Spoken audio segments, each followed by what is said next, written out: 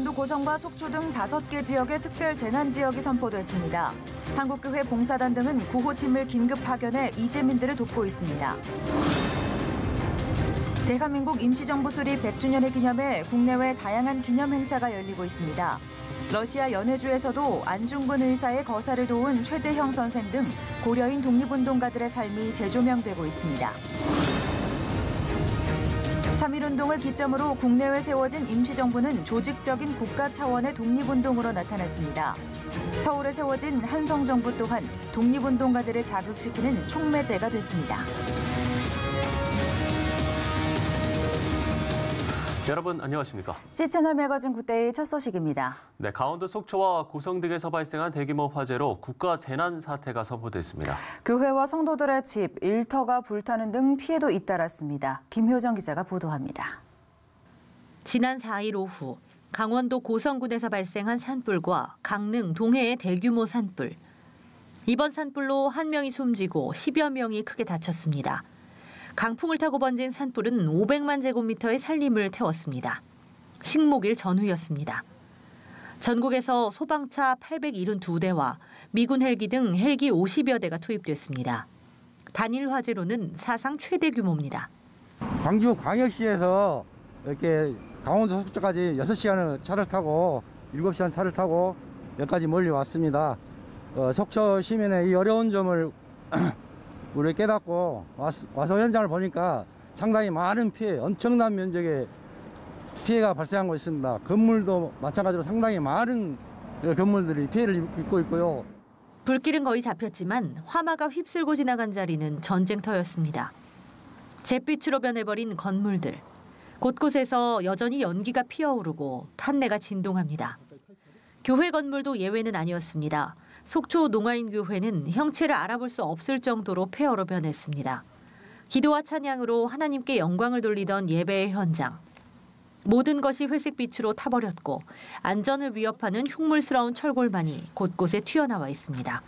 안내 이런 게 막 이제 다른 사람은 있는데 저한테는 핸드폰이 그게 없었어요. 처음에는. 그래서 무슨 왜 저기 앉은 분들 빡빡빡빡 소리가 막 나는 거예요. 그래서 도대체 무슨 소리지? 근데 야 어디에 저기 불났대 막 이래요. 그래서 그냥 뭐 불났나 보다. 저는 그냥 대수롭지 않게 생각을 했는데 이렇게 큰 사고가 날 줄은 정말 몰랐어요.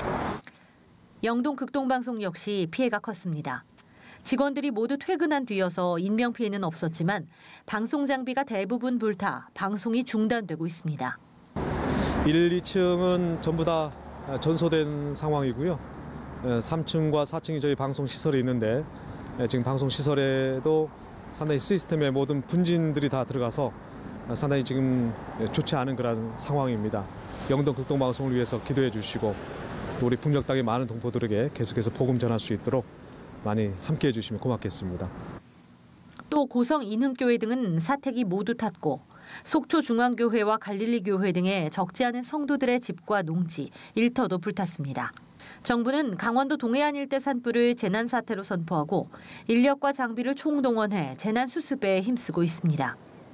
소중한 성전과 집을 순식간에 잃은 채 슬픔에 빠져 있는 성도들에게 기도와 후원 등 구체적인 도움의 손길이 절실합니다. C채널 뉴스 김효정입니다. 유례없는 화재로 고통을 겪고 있는 속초와 고성 등의 이재민들에게 정성스러운 도움의 손길이 이어지고 있습니다. 한국교회 봉사단 등은 구호팀을 긴급 파견해 이재민들을 돕고 있는데요. 변현준 기자가 구호 현장을 다녀왔습니다. 생수와 빵, 라면, 그리고 치약과 칫솔 등 다양한 구호품들. 정성스러운 식사도 끼니에 맞춰 제공됩니다.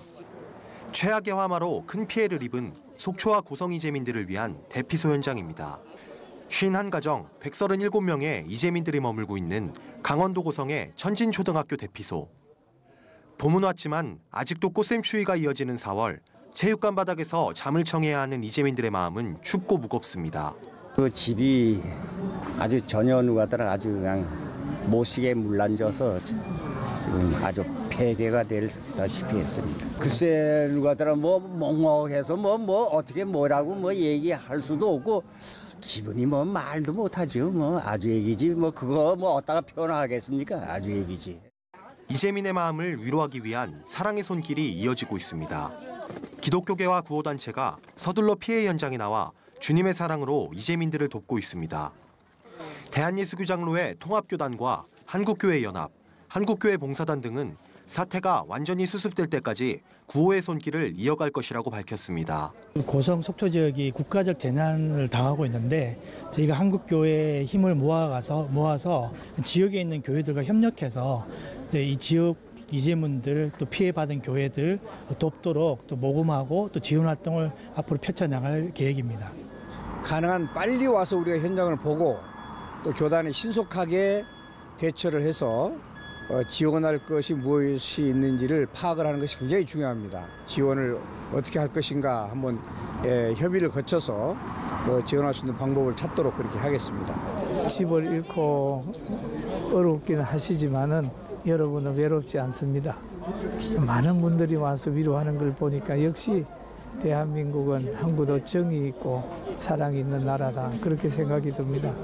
한국교회가 여러분 옆에 있으니까 힘내시고 새로운 희망을 가지시길 바랍니다. 아낌없이 전해지는 그리스도의 사랑. 작은 도움이지만 이재민들도 잠시나마 따뜻함을 느낍니다.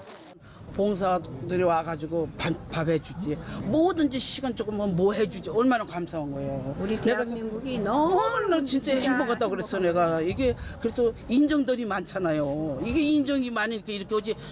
지금도 계속 지금 우리 기독 연합회에서 오셔가지고 이불도 나눠주시고 그다음에 뭐 칫솔 뭐 이런 것도 주시면서 라면이라든가 이런 걸 많이 주시고 계시거든요. 큰 도움이 되고 감사하게 생각합니다. 조금 더 많은 관심으로 저에게 그런 베풀어 주신다면 더 저희한테는 한없이 기쁠 것 같아요. 네. 하루아침에 모든 것을 잃어버린 이재민들. 도움의 손길이 절실한 상황에서 구호활동을 통해 주님의 사랑 실천이 이어지고 있습니다. 예, 이곳은 화재로 피해를 입은 고성과 속초 이재민들을 위한 대피소 현장입니다. 많은 봉사자들이 이곳에서 이재민들을 돕고 있습니다. 특히 기독교계 교단과 연합단체들이 많은 도움의 손길을 이어가고 있는데요. 그리스도의 사랑의 실천을 통해 이재민들의 마음에 조금의 위로라도 있기를 기대해 봅니다. 시채널 뉴스 변은준입니다. 통일을 위한 지역별 기도 모임을 이어오고 있는 주빌리 통일구국 기도회가 앞으로 7년 동안 여호수아 프로젝트를 진행합니다. 한인건 주빌리 통일구국 기도회 상임위원장은 여호수아 프로젝트는 복음적 평화통일 기도전략이라고 말하고 기도와 연합, 다음 세대란 키워드로 통일을 준비해 나갈 것이라고 밝혔습니다. 주최 측은 이번 7개년 프로젝트를 통해 현재 통일을 위한 국내외 기도 모임 32개를 40개 지역으로 늘릴 계획입니다. 이웃사랑을 몸소 실천하고 있는 선교단체 NCMN이 2019 마이 OK 걷기 운동을 개최합니다. 김미진 OK 운동 본부장은 지난 4일 열린 기자회견에서 이웃사랑 실천은 주님의 명령이라고 말하며 5km 걷기 운동을 이웃사랑 실천을 향한 우리의 소망으로 표현했다고 밝혔습니다. 이번 걷기 운동에서는 전국 성도 5천여 명이 서울 시내 5km를 걸으면서 그리스도의 명령인 이웃사랑과 나눔, 화해의 메시지를 선포합니다. 캠페인은 오는 20일 아침 8시부터 오후 1시까지 서울시청 광장을 중심으로 개최됩니다.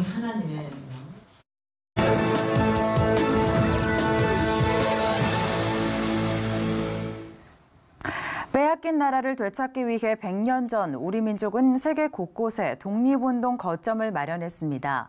그중에 하나가 러시아 연해주에 세워졌던 임시정부 대한국민의회입니다. 네, 그동안 잘 알려지지 않았던 연해주의 독립운동 이야기가 지속적으로 전해지고 있는데요. 러시아 정균호 선교사 연결해서 관련 이야기 나눠보겠습니다. 선교사님, 러시아에서도 임시정부 100주년을 기념하는 행사들이 진행된다고요? 1919년 2월 25일에 대한국민의회가 출범되므로 사실 임시정부는 러시아 연해주에서 가장 먼저 시작되었습니다. 상해 임시정부는 1919년 4월 13일에 설립되었습니다. 그러므로 대한민국 임시정부는 러시아 연해주 우스리스크에서 가장 먼저 시작되었다고 봐야 할 것입니다. 최근 러시아에서도 다양하게 대한민국 임시정부 설립을 기리는 행사들이 진행되고 있습니다. 모스크바에서 3월 28일에 전 고려인 러시아 협회에서 대한민국 임시정부 설립 100주년 기념 컨퍼런스가 진행되고 있습니다. 그리고 4월 11일에 코르스폰 호텔에서 대한민국 임시정부 100주년 기념 컨퍼런스가 준비되고 있는 것으로 알고 있습니다. 특별히 안중근 의사의 하얼빈 의사를 도왔고 대한민국 임시정부 재무총장을 역임했다가 일제가 신안촌을 몰락시켰던 4월 참전 때 처형된 최재형 선생 독립기념관 개관식이 3월 28일에 연해주 우스리스크에서 진행되었습니다. 네, 이 연해주 하면 항일운동의 무대가 됐던 곳 중에 하나인데 우리 민족의 가슴 아픈 역사의 풍파를 그대로 맞은 곳이지 않나 생각이 됩니다. 좀 어떤가요? 네, 그렇습니다. 연해주에 한인이 거주하기 시작한 것은 1864년부터입니다. 초기에 러시아로 이주한 고려인은 조선 왕조의 빈곤과 악배로 인해서 먹고 살기 위해서 모여든 사람들이었습니다. 연해주의 독립운동가들이 모여들기 시작한 것은 1905년 을사늑약과 1910년 경술국치 이후입니다. 이때부터 연해주는 항일 독립운동의 무대가 되었습니다. 당시 독립운동을 하기 위해서 연해주로 이주한 우국지사들과 함께 의병활동에 참여한 고려인 수는 10만 명에 이르렀다고 합니다. 그러나 나라를 찾고자 염원했던 고려인은 1937년 스탈린에 의해서 중앙아시아로 강제 이주를 당하게 됩니다. 그 결과 고려인의 모든 독립운동은 좌절되고 말았습니다. 네, 지금도 고려인들이 중앙아시아 곳곳에 그 후손들이 살고 있는데 우리가 이분들을 잊지 말아야 할 이유가 바로 말씀을 나눈 이런 역사 때문이지 않겠습니까? 네, 그렇습니다. 지금 고려인은 중앙아시아와 러시아에 약 21만 명이 거주하고 있습니다. 이들은 강제 이주 이후에 허허벌판에서 자표처럼 살아남아서 민족의 자존심을 지켜내며 인정받고 존중받는 민족이 되었습니다. 고려인은 험난한 대한민국 역사 속에서 나라를 구하기 위해서 자신을 바쳤던 독립운동가들의 후손임을 잊어서는 안 될 것입니다. 감사한 것은 상당히 많은 고려인들이 한국 선교사를 통해서 예수를 믿고 교회 공동체를 중심으로 살고 있다는 사실입니다. 또한 고려인은 각 지역마다 고려인 협회를 조직해서 한국 문화를 이어가고 있고 남북 통일을 위해서 기도하고 있다는 사실을 아셔야 할 것입니다. 최근 몇 년간 러시아와 중앙아시아의 경제가 어려워지면서 고려인은 상당히 어려운 시기를 살아가고 있습니다. 다행히 대한민국 국가에서 고려인에게 5년짜리 비자를 주어서 많은 고려인이 한국에 들어가서 노동을 하며 살아가고 있습니다. 그 결과 생겨나는 문제는 가족이 떨어져 살아야 하는 아픔과 부모 없이 자라는 고려인 세대가 있어서 앞으로 고려인의 가족 해체라는 문제가 나타나지 않을까 이러한 것들이 염려되고 있는 상황입니다. 간절히 바라기는 한국에 들어와 있는 고려인을 독립운동가의 후손들로 기억해 주시고 따뜻하게 맞이해 주시기를 바랍니다. 또한 고려인 자녀들을 위해서 기도해 주시고 고려인 복음화를 위해서도 기도해 주시기를 간절히 부탁드립니다. 네, 이 고려인 자녀들이 겪고 있는 문제가 해결되고 무엇보다 고려인 복음화를 위해 저희도 함께 기도하도록 하겠습니다. 네, 러시아 정규로 선교사와 이야기 나눠봤습니다. 러시아 이야기를 좀 더 해보겠습니다. 러시아와 우크라이나는 크림반도를 중심으로 오랜 시간 갈등을 보여왔습니다. 이 분쟁의 중심에는 기독교가 있었고 급기야 지난 1월 우크라이나 정교회는 러시아 정교회로부터 분리 독립을 감행했는데요. 네, 이른 푸틴 대통령이 슬라브계 민족을 정교회 중심으로 재건하려던 계획에 크게 흠집을 냈고 두 나라의 갈등을 더욱 깊게 만들었습니다. 종교와 정치, 복잡한 이해관계가 얽힌 러시아와 우크라이나의 갈등 상황을 정리해봤습니다. Putin finally lost one, and he's angry. And that could be what was behind an incident on Sunday near Crimea, when Russian border guards rammed into and opened fire on 3 Ukrainian Navy vessels traveling from the Black Sea toward a Ukrainian port. I believe that it is actually a desire for Putin to show who's in control of Crimea. CBN's director for Russia and Ukraine, Steve Weber, believes the Russian action could have been Putin's angry response to the decision by the worldwide leader of the Orthodox Church to take Orthodox churches in Ukraine away from the control of the Russian Patriarch in Moscow. It could be connected to what happened just a few weeks ago when this Bartholomew in Istanbul, with a stroke of the pen, took 12,000, a third of all of the churches under the Moscow Patriarch, and gave them to the Ukrainian Patriarch. This created anger in Putin. It's like you lost power over all of these, a third of his parishes. Putin used Moscow's dominance over the 300 million person Orthodox communion to try to control Orthodox believers in Ukraine and boost his image as a leader. Weber says losing the Ukrainian churches was like kicking sand into Putin's face and frees Ukraine even more from the clutches of Moscow. Fearing war, the Ukrainian parliament has imposed martial law for 30 days, something Ukraine didn't do even when Russia annexed Ukraine's Crimean Peninsula in 2014 or sent troops into eastern Ukraine. Russia says it will send an anti-aircraft missile system into Crimea. The United States and its allies condemned the Russian seizure at the United Nations. Sunday's outrageous violation of sovereign Ukrainian territory is part of a pattern of Russian behavior that includes the purported annexation of Crimea and abuses against countless Ukrainians in Crimea.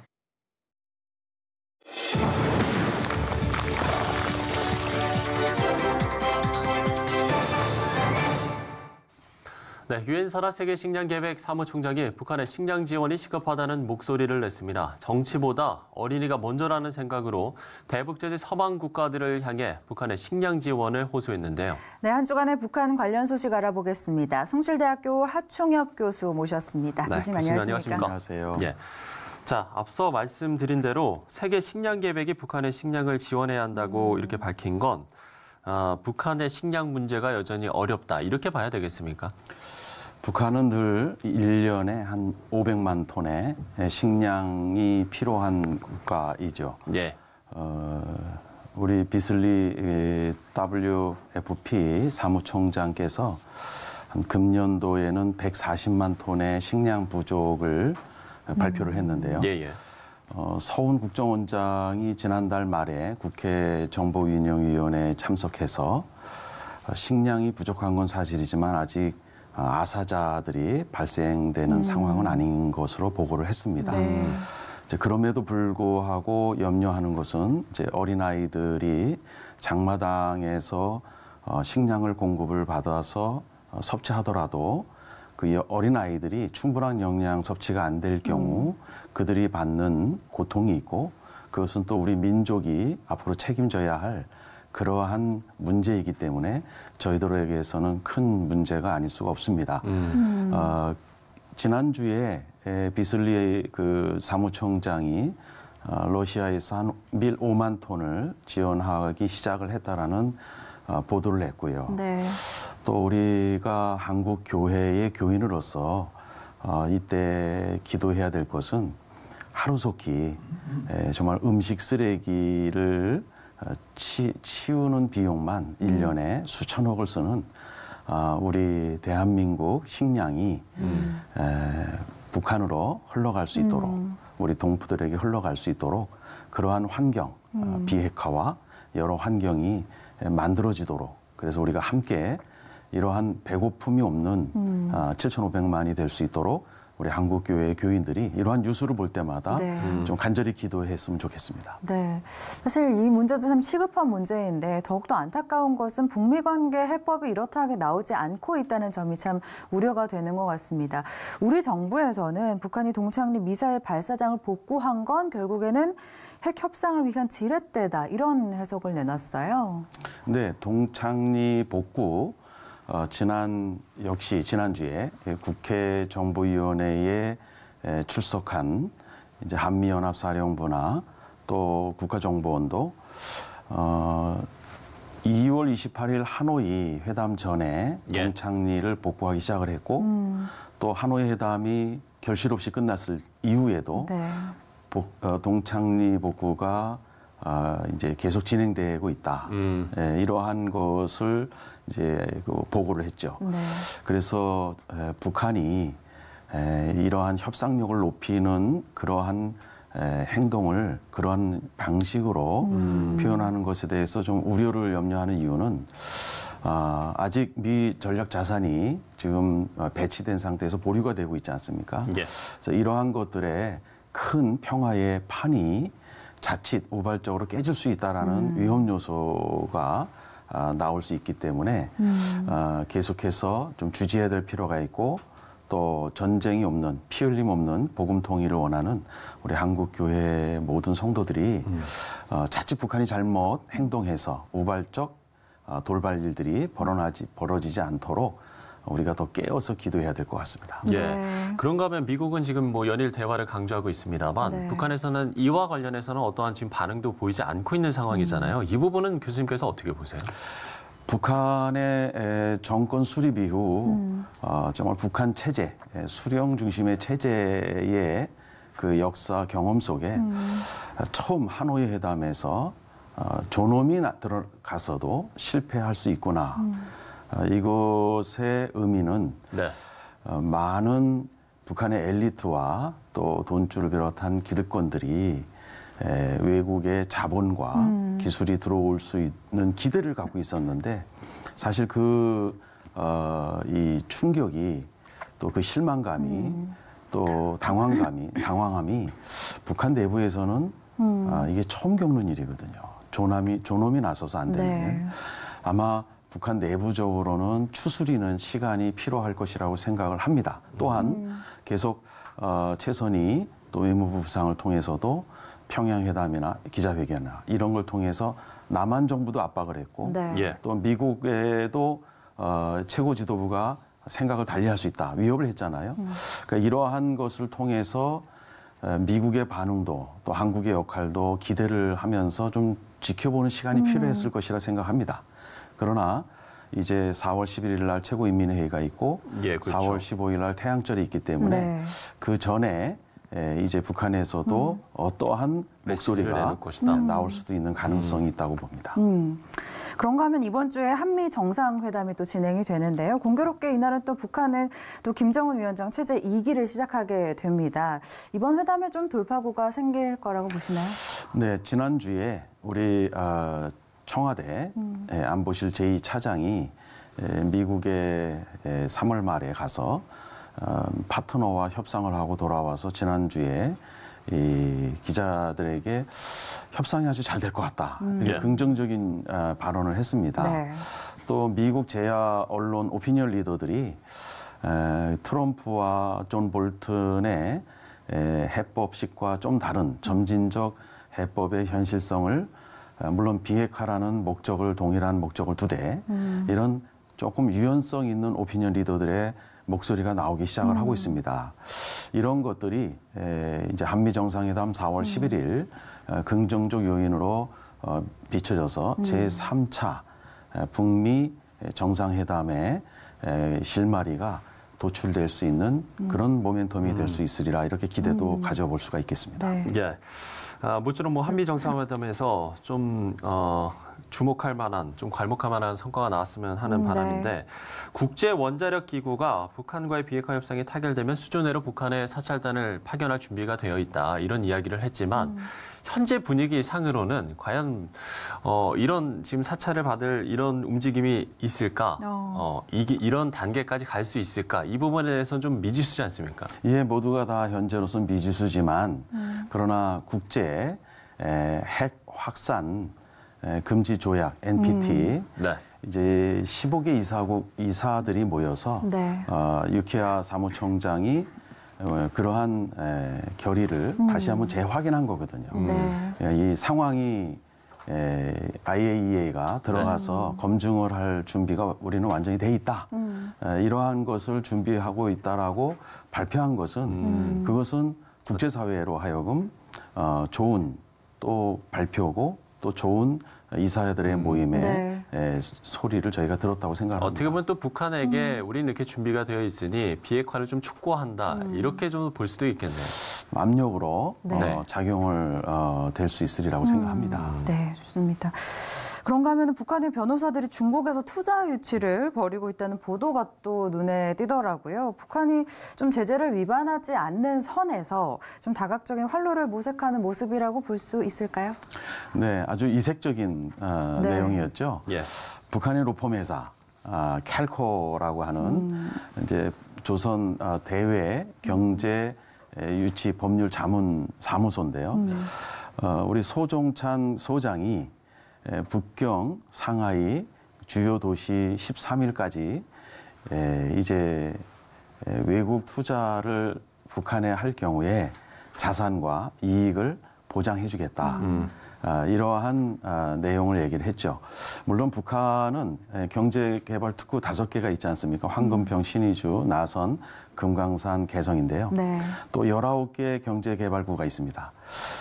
이렇게 설정해 놓고 여러 가지 유엔 제재로 어려움을 겪으니까 이제 또 외국에서 북한 체제에 어떤 자본가들이 투자를 하겠습니까? 예. 이제까지는 사회주의는 군부 내에서의 기업 활동이 있었기 때문에 중국 군부와 네. 북한 군부 간의 기업 교류는 많이 있었죠. 그러나 그것이 지난 어려움을 겪었었고 이제 민간인 경제 유치를 나섰는데 중국에서는 의심을 받지 않기 위해서 중국은 유엔 제재에 적절히 협조하고 있다. 그 이후에 투자를 위한 설명회로 규정을 했습니다. 그러나 우리에게 이것은 북한이 제재로 고통받고 있다는 것을 반증하는 것이고 예. 또 그만큼 북한의 투자가 이루어질 수 있는 네. 그러한 체제와 제도와 정비가 안 돼 있기 때문에 우리가 계속 투자가 안 되고 있다는 것을 사실 이번 통해서 반증하는 것이라고 생각을 합니다. 네. 그러나 참 북한에 로펌 회사가 있다는 것은 또 새로운 소식이었습니다. 네. 예. 자, 하충혁 교수와 한 주간의 북한 이슈들을 좀 짚어보고 있는데 네. 이번에는 좀 이 부분을 좀 짚어보고 싶은데요. 김정은 위원장의 방러가 조만간 좀 성사될 것 같은 느낌인데 아직까지는 방러가 이루어지지 않았죠. 그렇죠. 예, 이제 김일성, 김정일 그 방러가 있었던 것들이 있었는데 김정은 국무위원장은 아직까지 러시아를 방문하지 않았습니다. 푸틴 대통령은 작년에 5월에 장관을 평양에 보내서 9월에 있는 동방경제 포럼에 김정은 위원장을 초청했고 거기에 못 오면 연말에다 지난해죠. 연말에라도 방러를 해달라 요청을 해놨습니다. 이제 금년도에 이 북한에서 아직 답을 주고 있지 않는데요. 네. 아마도 러시아는 하노이 회담 결론로 이제 러시아의 조력이 더 필요한 시점이기 때문에 예. 북한에서도 긍정적인 답이 오지 않을까. 네. 또 북한에서도 대미 협상력을 높이기 위해서 중국뿐만 아니라 우방국인 러시아와 친선을 강화시키므로 대미 협상력을 끌어올리고 또 러시아에서 밀 5만 톤을 북한에 지원하다시피 필요한 물품을 러시아로부터 받는 것이 필요하기 때문에 아마 북러 정상회담은 조만간에 열릴 수 있지 않겠는가. 또 김창선 국무부장이 사실 지난달 말에 러시아를 방문하고 왔지 않습니까? 김창선 부장이 그러니까 사실상 김창선 부장이 갔다라는 게 이제 의전 조율 그렇죠. 이런 부분이잖아요. 그렇죠. 예. 그래서 통상 한 3주 후에는 정상회담이 열릴 것으로 예측을 하는데 네. 아마 그런 면에서 조만간 열릴 것으로 예측이 나오는 것 같습니다. 네, 그런가 하면 국내 북한 관련 사역 단체들의 동향은 좀 어떤지 궁금합니다. 저희가 함께 좀 기도해야 할 내용도 있을 것 같은데요. 예, 맞습니다. 하나님은 한 번도 북한 동포들을 향한 구속 사역을 쉬지 않으셨고 또 우리 한국교회는 그 역할과 또 받은 소명을 위해서 계속해서 최선을 다하고 있는 중에 있는 것으로 알고 있습니다. 네. 네. 또한 기도하는 분들은 많은 기도자가 있고요. 네. 그러나 이제 주목할 만하게 지금 할 수 있는 환경은 되지 않았기 때문에 이럴 때일수록 우리 정말 교단을 넘어서 우리 모든 한국 교회가 우리 한국 교회가 그리는 통일 국가는 이런 국가다. 이러한 것을 만들고 그러한 국가를 이룰 수 있는 사람을 준비해 나가는 이러한 한국 교회가 될 때 진정으로 통일이라는 그런 하나님의 특별한 선물을 우리에게 주시지 않겠나. 이러한 일을 위해서도 우리 한국 교회에 기도하는 자들이 네. 우리 이 때에 우리 한국 교계가 연대해서 통일을 준비하는 그러한 교회가 될 수 있도록 좀 간절히 기도해 주셨으면 좋겠습니다. 네. 예. 자, 이번 주에도 정말 많은 이슈들이 있습니다. 문재인 대통령과 도널드 트럼프 대통령의 한미 정상회담도 있고요. 네. 북한의 최고인민회의도 있는데 그야말로 좋은 소식들이 좀 들릴 수 있기를 기대해 보겠습니다. 네. 하충엽 교수와 이야기 나눠봤습니다. 오늘 말씀 고맙습니다. 감사합니다. 감사합니다.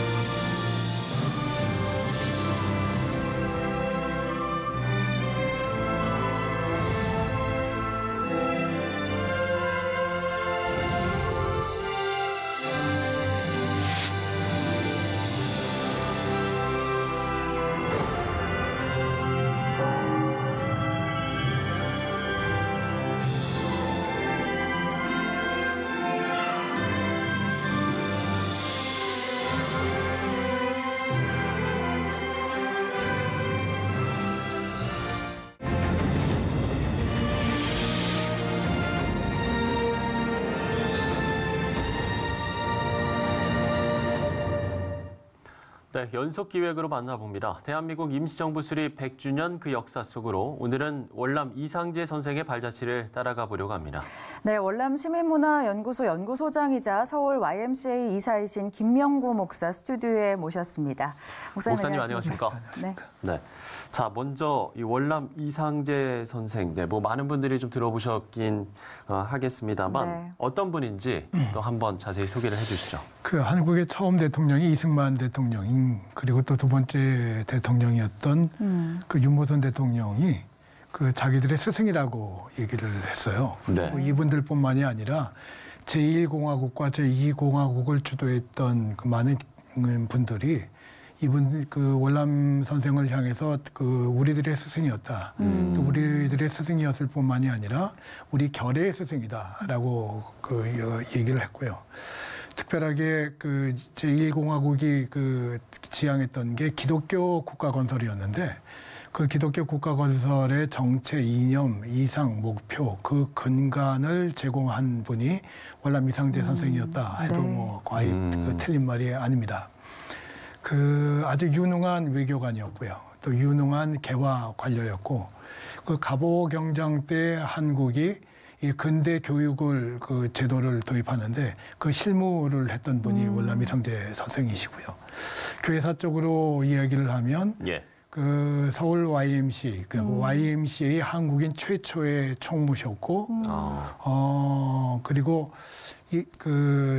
이 여담처럼 그 제가 어디 가서 얘기를 할 때 여담처럼 얘기했는데 한국에 처음으로 QT를 도입하신 분이 이분이셨다 이런 얘기를 합니다. 그 이분이 돌아가셨을 때 한국 최초의 사회장을 열었는데 그때 서울 시민의 인구가 30만이었거든요. 네. 그때 10만 명이 이분의 장례에 참여했다고 하니까 실제적인 그 일제 강점기 아래서의 사회장이지 실제적으로는 한국 사람들이 국장이었다라고 해도 과언이 아니었던 아주 위대한 민족 지도자로 그렇게 알려진 분이라고 저는 그렇게 믿고 있습니다. 네. 그 이상재 선생님에 대해서 또 소개를 해주셨는데요. YMCA 총무셨다고 설명을 간단하게 해주셨어요. YMCA에서 어떤 역할을 좀 하셨는지, 어떤 업적을 좀 남기셨는지 또 소개해 주시면 좋을 것 같은데요. 사실은 이분이 이제 그 월남 이상재 선생과 YMCA의 관계를 보려면 사실은 1866년까지 사실은 올라가야 돼요. 네. 이 말씀이 무슨 말이냐면 1866년에 아시겠지만 제너럴 셔머너 사건이 있었고요. 그때 한국에 왔던 최초의 순교자였던 그 로버트 토마스 목사가 있었는데 그때 그 제너럴 셔머너 사건 때 평양의 감사였던 분이 박규수라고 하는 인물이거든요. 그 박규수라고 하는 인물이 제너럴 셔머너 사건을 겪으면서 굉장한 충격을 받아요. 왜 그러냐면 그 21명밖에 안 탄 그 배 한 척을 그 평양이라고 하는 그 당시에 조선의 제2의 도시의 군과 관과 민이 다 달라붙었는데 거의 한 20여 일 동안 이것을 진압을 못했거든요. 그래서 이게 무언가 잘못됐다라고 해서 많은 그 개화파들을 길러내는데 그 김옥균, 박영혁, 김윤식 이런 사람들을 길러내요. 이런 사람들이 그 정부 그 내부로 들어가서 고종임금에게 그게 중국으로부터 독립을 해야 한다. 조선이 중국을 벗어나야 된다라고 얘기를 했고요. 그러한 그 사람들이 그런 조언을 받아들여서 고종임금이 중국으로부터 벗어나야겠다. 그래서 이제 아시겠지만 그래서 독립문, 그 영원문을 헐고 독립문을 세우는데 그 독립문을 세우기 위한 조직이 독립협회예요.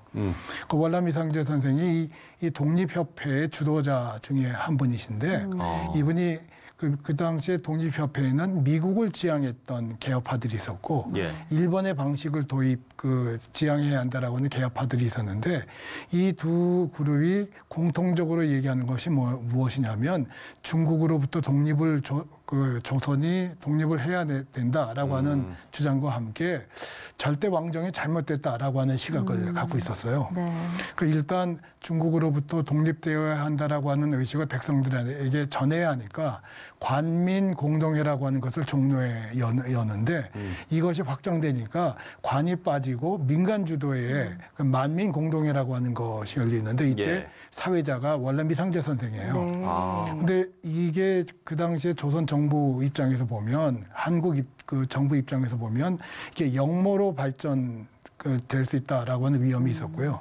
그렇게 해서 거기에 연루가 돼서 월남 이상재 선생과 그 아들이 그 감옥에 갇히게 되죠. 역모로 갇히게 돼서 2년 동안 옥살이를 하는데 이분들이 풀려나고 나서 그 갈 곳이 없었어요. 그리고 월남 이상재 선생이 이 한성 감옥에서 기독교에 입교를 하고 나서 제일 처음 찾아간 게 감리교 선교사들을 찾아가는데 감리교 선교사들이 이 사람들이 정치범이니까 안 받아주는 거예요. 왜 그러냐면 선교 초기였기 때문에 이 그 선교사들이 이 정치에 자칫 그 연루가 되면 선교에 그 불이익을 당할까봐 그 거절을 그런 하는데 부분에 대한 좀 부담이 있었고, 예, 부담이 있었죠. 거절을 하는데 연동교회만 받아줬어요. 연동교회에 그때 담임 목사가 게일이라고 하는 캐나다 사람이었는데 이 게일이라고 하는 사람이 월남 이상재 그 선생을 그 정치를 하지 않는다라고 하는 조건 아래 게일 그 연동교회에 받아줬고요. 근데 이 사람들이 워낙 그 출중한 사람들이니까 게일이 그때 마침 그 YMCA의 그 회장을 맡고 있었거든요. 그래서 YMCA를 소개를 했죠. 근데 월남 이상재 선생은 조금 전에 말씀드렸듯이 아주 유능한 그 교육 그 전문가였거든요. 그래서 서울 YMCA에 들어와서 그 교육위원장을 했다가 그 백오인 사건으로 그 YMCA를 주도했던 선교사들이 다 그 추방이 되는데 그리고 나서 그 자리를 한국인 최초의 한국인 총무가 되죠. 총무가 되면서 여기서 많은 사람들을 길러내고 조금 전에 말씀드렸듯이 제1공화국과 제2공화국을 주도하는 사람들을 제자로 삼고 그 사람들을 훈련시키는 그런 역할을 했습니다. 네, 이상재 선생과 YMCA 관계도 들어봤습니다. 그런가 하면 이상재 선생은 당시 임시정부 중 한 곳이었죠. 이 한성정부와도 긴밀한 관계가 있었던 것으로 알려져 있는데요. 이 부분에 대해서도 소개를 좀 해주시죠. 그 한성 우리가 이제 상해 임시정부는 많이 알려져 있는데 한성정부가 안 알려져 있죠. 근데 그 3.1운동이 한창 진행될 때 그 한국에는 대개 임시정부를 표방하는 이제 일본으로부터 한국이 독립해야 한다 그래서 학자들에 따라서는 7개의 그 임시정부가 있었다. 그리고 어떤 학자에 따라서는 9개가 있었다라고 얘기를 하는데 그 가장 중요했던 그 임시정부가 상해에 있던 임시정부와 아까 연해주에 있었던 임시정부와 또 서울에서 그 한성정부라고 하는 이규감 목사라고 하는 분이 주도한 한성정부가 있었는데 요 그 3.1운동 아시겠지만 3.1운동은 엄격히 얘기하면 민족 지도자라고 얘기하기보다는 종교 지도자들이셨거든요. 근데 그 기독교, 천도교, 불교 여기에 관련되어 있던 그 종교인들이 이규감 목사를 찾아와서 우리가 진정한 그 선언만 할 게 아니라 정부도 만들자라고 해가지고 한성정부를 만들어요. 4월 23일 날 선언을 하는데 아주 노골적으로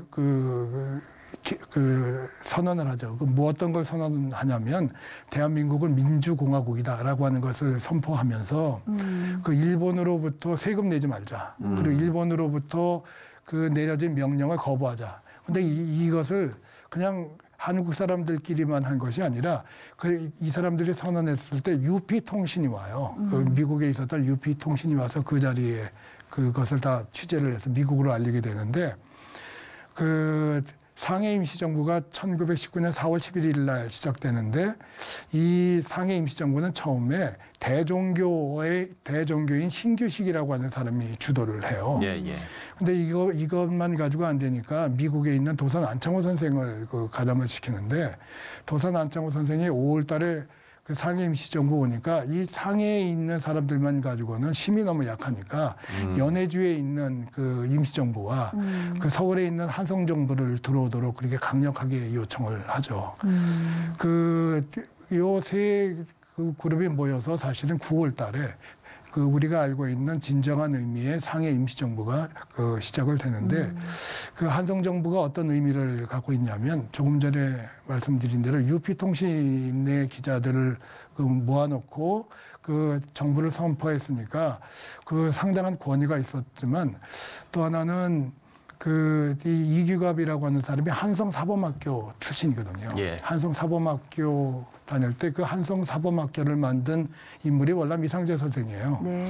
그리고 또 그 YMCA 내부에 YMCA 중학교가 있었는데 거기 출신이에요. 근데 YMCA 중학교는 거기 그 학감이 누구였냐면 이승만이었고 그 선생이 누구였냐면 이상재, 윤치호 같은 인물들이었는데 그러니까 이승만의 제자라고 얘기할 수 있죠. 그러니까 한성 정부를 끌어들인다라고 하는 것은 미국에서 이 임시정부에 참여하기를 주저했던 이승만을 비롯했던 그 하와이에 있는 동포들이 그 임시정부에 가담하는 그러한 효과가 있었죠. 예, 알겠습니다. 자, 안타까운 건 이렇게 독립을 위해 정말 많은 노력과 헌신을 하셨습니다만 이 독립을 보지 못하고 이상재 선생이 별세하신 것은 참 저희들로서도 안타깝고 아쉬움이 큰데요. 그렇습니다. 이상재 선생이 남긴 영적 유산, 우리가 어떤 의미가 있을지 마지막으로 이 부분을 좀 짚어보죠. 이상재 선생이 항상 하셨던 말씀이 내적인 것이 없으면 나머지는 다 뿌리 없는 가지와 같다라고 하는 말씀을 하셨어요. 이분이 한성 감옥에서 영적인 체험을 하거든요. 그 하나님의 사자가 나타나서 내가 과거에 당신한테 2번의 기회를 줬는데 예수를 믿지 않았다. 근데 마지막으로 당신의 생명을 지키기 위해서 내가 이 감옥으로 당신을 이끌었는데 이번에도 예수를 믿지 않으면 당신은 마지막 기회다라고 하는 그런 경고의 체험을 해요. 꿈을 꿨는데 그리고 나서 이분이 항상 강조했던 게 영적인 것, 내적인 것이 근거가 되지 않는 사회운동이란 조금 전에 말씀드렸듯이 뿌리 없는 나무와 같은 것이다. 그러니까 YMCA가 사회적인 기독교 기관이지만 영적인 것이 근거가 되어야 된다. 그리고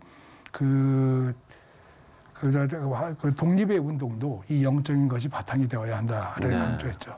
그러니까 그런 의미에서 우리에게 지금 기독교 이름을 표방하고 사회운동을 하시는 분들에게 아마 좋은 교훈이 되지 않을까 그런 생각이 듭니다.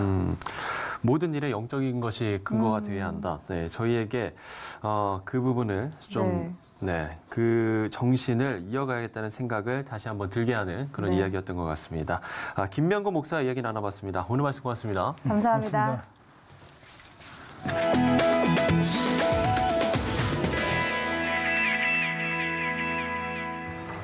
네, 전국에서 천리길을 마다하지 않고 달려온 수백 대의 소방차와 또 수천 명의 소방대원 그리고 자원봉사자들.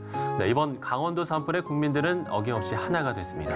네, 이번 일을 계기로 공무원들이 자부심을 느꼈다고 하는데요. 더불어 이 재난 대응과 예방 체계에도 보완되어야 할 부분이 있다면 신속한 정비가 필요하겠습니다. 네, 고난을 견디는 매뉴얼의 1순위는 동역과 위로입니다. 어려울 때 하나가 되는 대한민국의 저력이 이재민들에게 큰 힘이 되길 바랍니다. 시찰 매거진 굿데이 오늘 순서는 여기까지입니다. 시청해주신 여러분 고맙습니다.